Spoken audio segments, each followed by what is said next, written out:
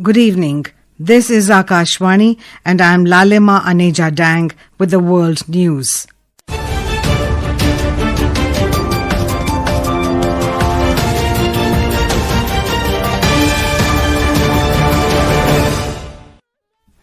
The headlines.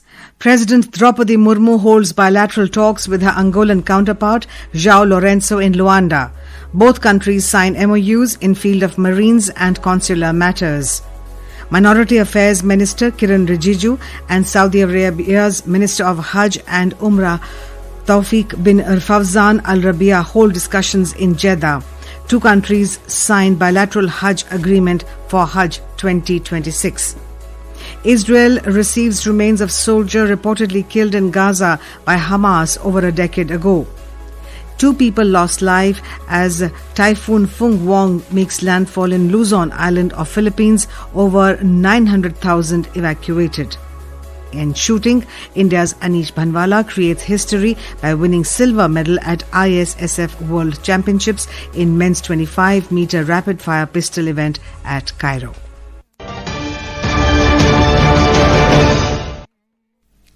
President Droupadi Murmu today held wide-ranging bilateral discussions with President João Lourenço of Angola in Luanda. The two nations also exchanged MOUs to enhance cooperation in areas of fisheries, aquaculture, marine resources and consular matters. President Murmu welcomed Angola's decision to join the International Big Cat Alliance, IBCA, and the Global Biofuels Alliance, GBA. हम विभिन्न द्विपक्षीय क्षेत्र में तथा India Africa forum summit के व्यापक संदर्भ में अपने सहयोग को गहन बनाने के लिए मिलकर काम करना जारी रखेंगे। हमने फिशरीज, एक्वाकल्चर और मेराइन रिसोर्सेस तथा कंसुलर मामले में सहयोग के लिए 2 MOUs भी संपन्न किए तथा एयर सर्विसेज एग्रीमेंट को आगे बढ़ाने का भी निर्णय लिया। President Murmu reiterated India's commitment to being a reliable partner in Angola's development journey, bilaterally as well as in the broader framework of India-Africa Forum Summit. Defence procurement के लिए credit line के अलावा कृषि, ट्रेडिशनल मेडिसिन और आयुर्वेद तथा सांस्कृतिक सहयोग कार्यक्रम के क्षेत्र में 3 MOUs पर हस्ताक्षर किया गया है। भारत और अंगोला की साझेदारी आपसी विश्वास, परस्पर सम्मान और हमारे लोगों के समृद्धि भविष्य की साझा दृष्टि पर आधारित है। हम द्विपक्षीय साझेदारी को बढ़ाने और क्षेत्रीय व वैश्विक मामले में विचारों के आदान प्रदान के लिए निकट सहयोग कर रहे हैं। The two leaders agreed to continue working together to deepen cooperation, including in energy partnership, infrastructure, defense, health, agriculture and digital technologies.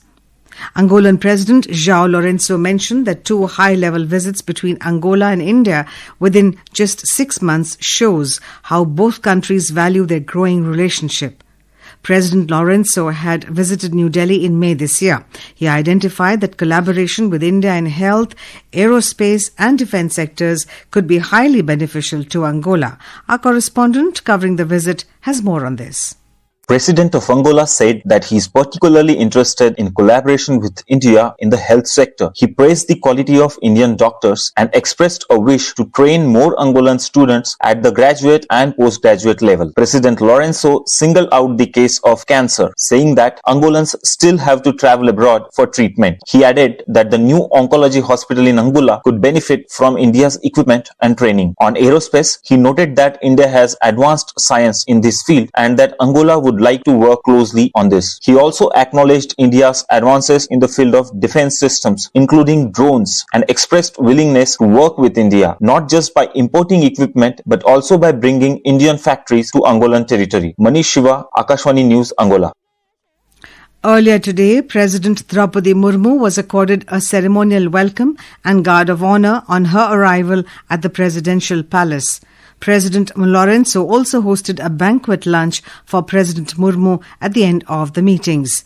President Murmu is on a visit to Angola and Botswana from 8th to 13th of November. Minority Affairs Minister Kiren Rijiju has concluded a 3-day official visit to Saudi Arabia. Mr. Rijiju held a bilateral meeting with Minister of Hajj and Umrah of Saudi Arabia, Tawfiq bin Fawzan Al Rabiah.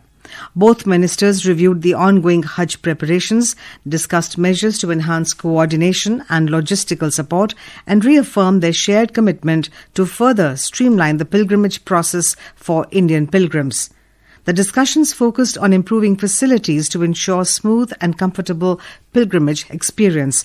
The two sides signed the bilateral Hajj agreement between India and the Kingdom of Saudi Arabia for Hajj 2026 in Jeddah. The country quota for India was confirmed at 175,025. Indian naval ship INS Sahyadri is at Guam in the Northern Pacific to participate in the multilateral exercise Malabar 2025. The Defence Ministry said the participation of INS Sahyadri in exercise Malabar reaffirms India's enduring partnership and its commitment to strengthening coordination, enhancing interoperability, and demonstrating a collective resolve to safeguard regional security. This is Akashwani giving you the world news. For quick news updates around the clock, follow us on our X handle at AIR News Alerts. And for details of these stories and more, log on to our website www.newsonair.gov.in and download News on AIR app. Israel received the remains of a deceased hostage held in Gaza that Palestinian militant group Hamas said were of an Israeli soldier killed in the territory more than a decade ago. Following Prime Minister Benjamin Netanyahu's statement that he expected the remains of Hadar Golden, a soldier killed in 2014, to be returned from Gaza. Hamas's armed wing also indicated it would return Lieutenant Golden's body the same day. If the body is confirmed to be Lieutenant Golden's, Hamas will have returned all 20 living hostages and 24 out of 28 deceased hostages under the first phase of a ceasefire deal. In Philippines, Typhoon Fung-wong has made landfall where more than 900,000 people have been evacuated and 2 people have died. Typhoon Fung-wong, locally known as Uwan, was upgraded to Super Typhoon before hitting land with sustained winds of around 185 kilometers per hour and gusts of 230 kilometers per hour. In Japan, a tsunami advisory has been issued for Iwate Prefecture after an earthquake of magnitude 6.7 struck in the Pacific Ocean.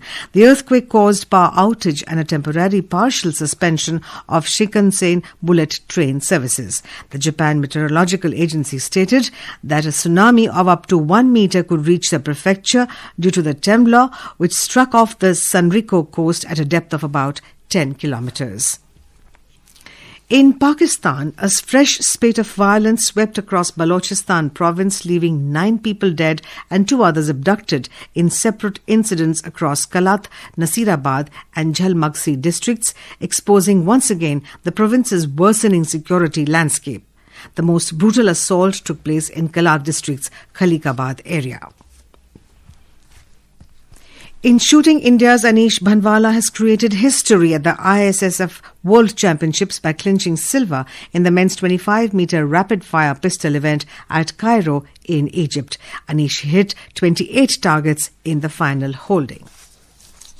The remarkable performance makes Anish the first Indian individual pistol shooter ever to win a World Championships medal at an Olympic event. And now, the headlines once again.